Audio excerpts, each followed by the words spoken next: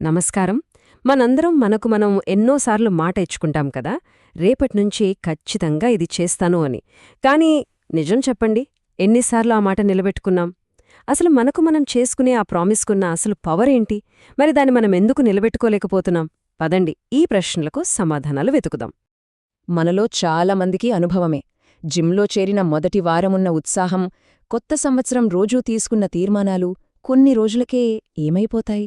ఎందుకు మన అత్యంత పవిత్రమైన సంకల్పాలు కూడా అలా నీరుగారిపోతాయి? దీని వెనుక ఉన్న కారణం చాలా ఆశ్చర్యంగా, చాలా సింపుల్గా ఉంటుంది. కాని దాని ప్రభావం మాత్రం చాలా లోతైనది. సరే, ముందుగా అసలైన ప్రతిజ్ఞ అంటే ఏంటో మనం అర్థం చేసుకుందాం. ఎందుకంటే మనం చేసే ప్రామిస్లన్నీ ఒకేలా ఉండవు. కొన్ని జస్ట్ అలా పైపైనే చేసేవి ఆచారాలు, కాని కొన్ని మాత్రం మన జీవిత గమనాన్నే మార్చేసేంత పవర్ఫుల్గా ఉంటాయి.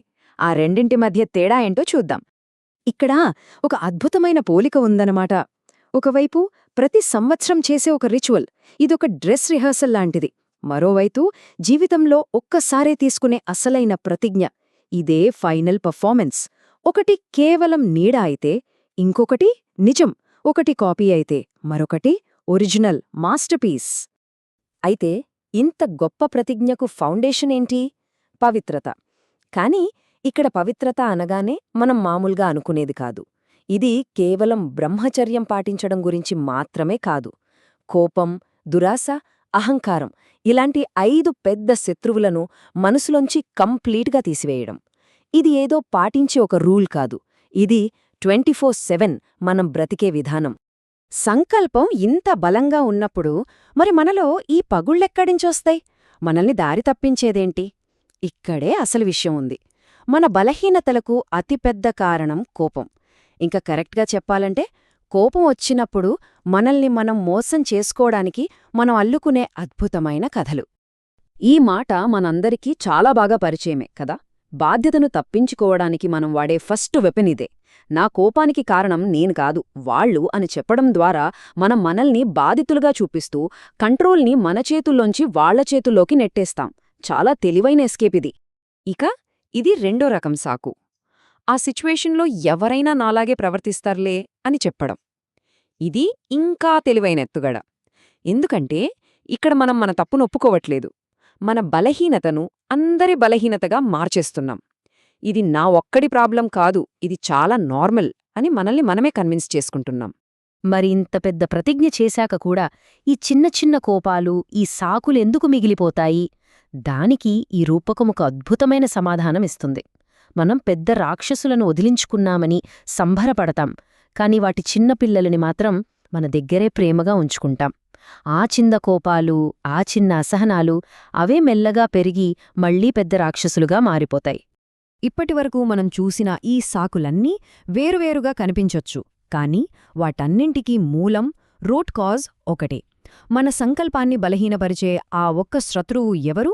పదండి, ఇప్పుడు ఆ వెలన్ని బయటకు లాగుదాం. మన ప్రతిజ్ఞను నీరుగార్చేది, మనల్ని ముందుకు వెళ్లకుండా ఆపేది కేవలం ఒక్క పదం.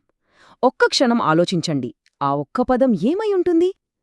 మన ఫెయిల్యూర్స్ అన్నింటికీ కారణమైన ఆ పదం? ఆ పదం నేను. అవును, మన అహం. మన ప్రతి సమస్య వెనుక, ప్రతి సాకు వెనుక దాగి ఉన్నది ఇదే. నాకు కోపం వచ్చింది, నాకు అవమానం జరిగింది, నేను చెయ్యలేను.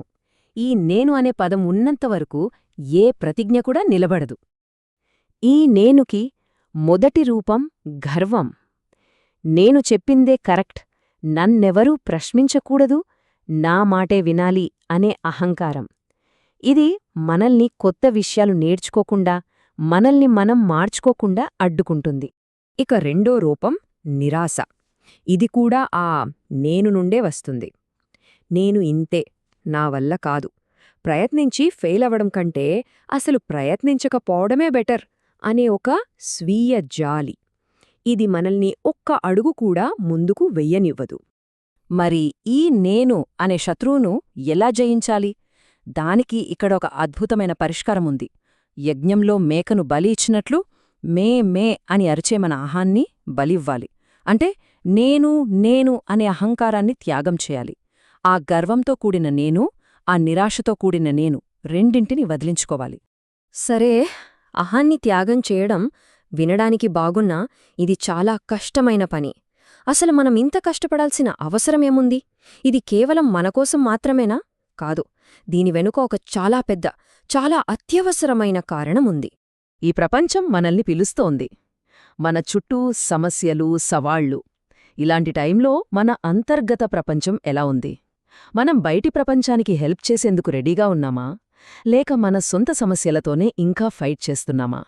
చూడండి, ఈ పిలుపు ఎక్కడెక్కడ్నించో వస్తోందో. సహాయం కోసమెదురుచూస్తున్న వాళ్ల దగ్గర నుండి, సమాధానాలు వెతుకుతున్న సైన్స్ నుండి, చివరికి మన చేతుల్లోంచి జారిపోతున్న సమయం నుండి కూడా ప్రతిచోటా మార్పు కోసం ఒకే గొంతు వినిపిస్తోంది. ఆ మార్పును తీసుకురావడానికి సిద్ధంగా ఉన్నవాళ్లకోసం ఈ ప్రపంచం ఎదురుచూస్తోంది. అయితే ఈ మొత్తం ప్రయాణం యొక్క గమ్యమేంటి? అహాన్ని జయించి ప్రతిజ్ఞను నిలబెట్టుకోవడం ద్వారా ఫైనల్గా మనమేం సాధిస్తాం? ఇది కేవలం మన సెల్ఫ్ ఇంప్రూవ్మెంట్ కోసం కాదు. అసలైన లక్ష్యం ఇంకా చాలా గొప్పది. లక్ష్యం ఇది బాధలో ఉన్నవారిపై దయ చూపించడం. ఎందుకంటే మనల్ని మనం శుద్ధి చేసుకున్నప్పుడు మాత్రమే ఆ పని చేయగలిగే శక్తి మనకు వస్తుంది. ఇతరులకు కరుణను పంచే బాధ్యత మనపై ఉంది. మరి ఈ కరుణామార్గం ఎలా ఉంటుంది? అది మన నుండే మొదలవుతుంది. ఫస్ట్ మనపై మనం దయ చూపించుకోవాలి. మన తప్పులను మనమే క్షమించుకోవాలి. ఆ తర్వాతే ఇతరులపై నిజమైన కరుణ చూపించగలుగుతాం. అలా ఎదుగుతూ చివరికి ఈ ప్రపంచానికే వెలుగులిచ్చే ఒక లైట్ హౌస్లా మనం మారాలి. కాబట్టి చివరిగా మనం గుర్తుంచుకోవాల్సింది ఇదే. మన ప్రతిజ్ఞ కేవలం మనకోసం కాదు. మనల్ని మనం ఒక నీటి చుక్కగా చూసుకోవడం ఆపి, కరుణ అనే ఒక మహాసముద్రంలో భాగం కావాలి. ఈ విశ్లేషణ ఇక్కడితో ముగిసింది. కానీ మీ ప్రయాణానికి ఇదొక కొత్త ప్రారంభం కావాలి. మీరు ఆ మహాసముద్రంగా మారడానికి సిద్ధంగా ఉన్నారా?